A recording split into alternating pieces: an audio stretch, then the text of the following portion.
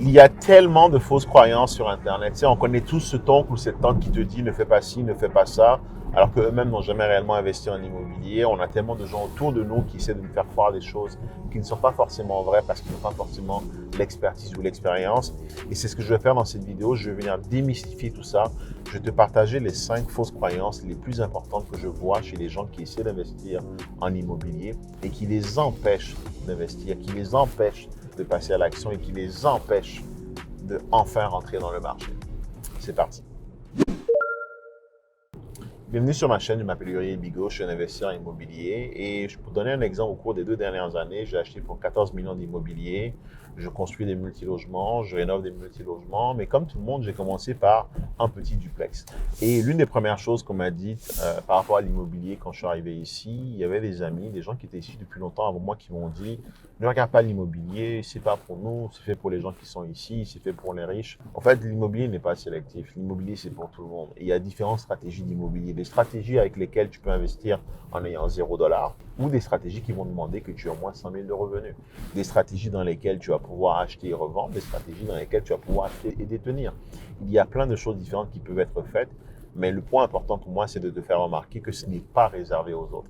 C'est pour tout le monde, surtout en Amérique du Nord. Tu vois, par exemple, quand tu viens comme moi du Bénin, de l'Afrique, il est très difficile pour quelqu'un qui n'a pas un très gros revenu, qui n'a pas hérité, d'accéder à l'immobilier en achetant. Parce que la seule façon réellement de le faire, c'est d'acheter des terrains et ensuite de construire dessus. Ça prend énormément d'argent.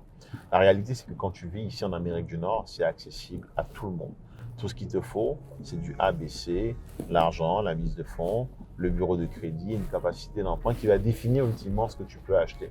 Mais l'immobilier est accessible à tout le monde. Donc, enlève cette mauvaise croyance, arrête de penser que c'est réservé aux autres. Les autres ne sont pas plus intelligents, ils ne sont pas plus riches. Il y a des gens dans nos programmes qui n'ont pas forcément des gros revenus, mais qui arrivent à acheter à travers des stratégies ultra créatrices. À la fin de la journée, l'immobilier est pour tout le monde, à condition d'avoir les bonnes stratégies et d'utiliser les bonnes techniques. Deuxième fausse croyance, c'est celle-ci, c'est celle que je déteste le plus. Ah là là, le fameux cash flow. En fait, tu vois, on vit en Amérique du Nord, on vit personnellement, je vis au Québec, même si aujourd'hui, actuellement, je suis à Miami, où est-ce que là, la logique est totalement différente. Quand tu investis au Québec, la chose que tu vas surtout rechercher, ce n'est pas le cash flow. Et si à cause du cash flow, tu n'es pas en train d'investir, je peux te garantir une chose, tu es en train de rater l'opportunité du siècle parce que tu te mets des barrières qui n'existent pas. Les gourous te diront que quand tu veux investir, tu dois rechercher du cash flow, cash is king, cash. La réalité, c'est que le cash flow est la dernière chose dont tu as besoin quand tu investis en immobilier au Québec. Pourquoi? Parce que le cash flow n'existe pratiquement pas, il est très faible, mais surtout, si tu recherches uniquement ça et que tu n'achètes pas à cause du cash flow, tu vas t'empêcher d'avoir l'opportunité d'acheter quelque chose et de bénéficier de l'autre métrique qui, à mon sens, est la plus importante, c'est-à-dire l'équité. C'est l'équité qui te permet d'acheter une deuxième propriété. L'équité, c'est la différence entre ce que vaut ta bâtisse et ce que tu dois dessus. C'est elle qui te permet de faire la deuxième acquisition, la troisième acquisition, la quatrième acquisition. Ce n'est pas ton cash flow. Alors, si ton objectif est uniquement le cash flow, n'investis pas au Québec. Viens comme moi en Floride, viens acheter des biens ici. Et ici, tu auras énormément de cash flow, mais tu n'auras pas ces cash flows-là si tu investis au Québec. Simplement parce que les propriétés ont fortement augmenté en termes de prix, mais à cause du contrôle qu'on a au niveau des loyers, les loyers n'ont pas suivi, qu'on n'a pas forcément des gros cash flows. Et encore, ces cash flows sont ce que j'appelle les cash flows apparents qui disparaissent dès que tu as une rénovation. Alors, si tu n'achètes pas aujourd'hui, tu penses que la seule chose que tu dois rechercher quand tu investis en immobilier, c'est le cash flow, tu te fourvoies et c'est justement ça qui t'empêche d'acheter aujourd'hui. Alors, change ça. Troisième élément, troisième fausse croyance, et d'ailleurs celle-ci est un peu liée à la première, c'est le fait de ne pas acheter sa résidence principale. Tu vois, quand tu vis dans un pays comme la France, la dernière chose que tu veux faire, c'est d'essayer d'acheter ta résidence principale parce qu'elle va venir réduire ta capacité d'emprunt. Et surtout, la seule chose qu'on recherche réellement quand on investit en France, par exemple, c'est le cash flow. Parce que l'équité, on ne peut pas réellement en profiter. Quand tu investis en Amérique du Nord, c'est totalement différent. L'équité étant la chose la plus importante, comme je viens de le dire tout à l'heure, tu veux posséder des propriétés, quitte à posséder la propriété dans laquelle tu vis, afin de te verser à toi-même un loyer et afin de quand même profiter de la prise de valeur, même si tu n'as pas de cash flow. Le challenge, il est là. C'est qu'aujourd'hui, des gens te diront, n'achète pas ta résidence principale parce que tu vas avoir un cash flow négatif. Mais ce qu'ils oublient de te dire, c'est que ton cash flow est déjà négatif quand tu es locataire parce que tous les mois, tu jettes un loyer par la fenêtre. Je préfère que tu t'offres ce loyer à toi-même, mais surtout, Que ce soit cette bâtisse que tu vas acheter, cette résidence principale, qui va te permettre derrière d'acheter un autre bâtiment, ainsi de suite. Mon exemple, j'ai commencé par acheter ma résidence principale qui était un duplex.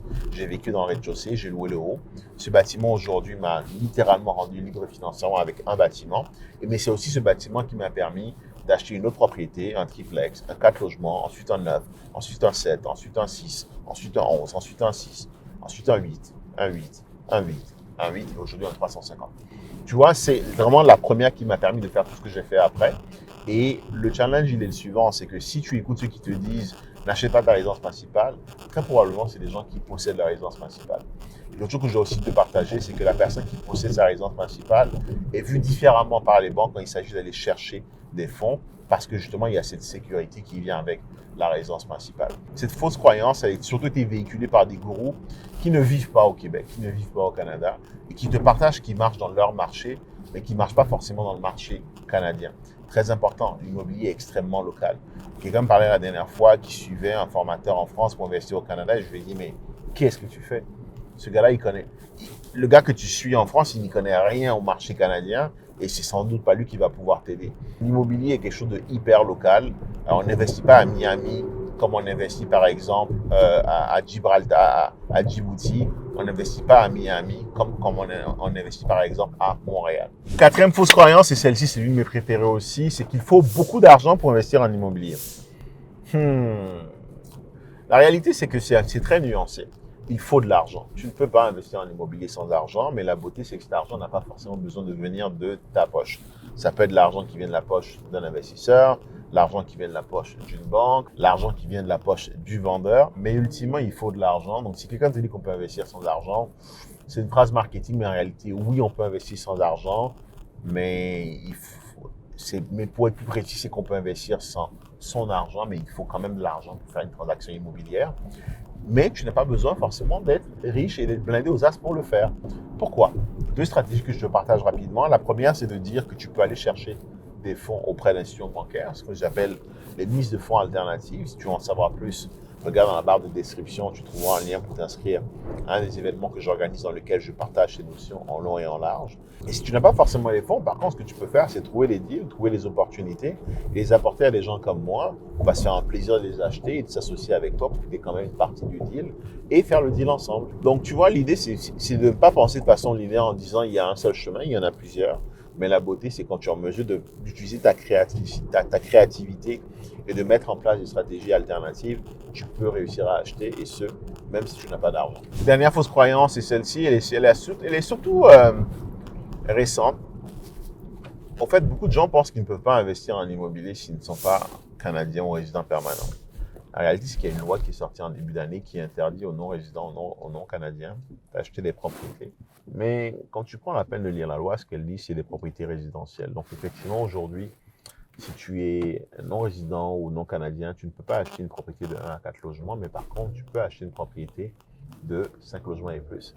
Et c'est là qu'elle est toute la nuance, c'est là qu'elle est toute la beauté, c'est que quand tu prends le temps un peu de lire les choses, de bien comprendre les lois et pas juste s'arrêter à ce qui est dit dans les médias, tu es en mesure d'aller plus loin. Personnellement, j'ai pris le temps de lire la loi en long et en large et tu as le droit aujourd'hui d'acheter une propriété de 5 logements et plus, si tu es non-canadien ou non-résident.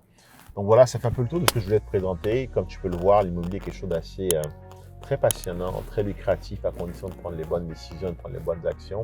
Si tu veux en savoir plus sur l'immobilier à nouveau, je t'invite à regarder dans le lien, dans la description de la vidéo, j'ai pas mal de ressources pour toi. Ou sinon, je t'invite à regarder cette vidéo pour cette vidéo. Salut!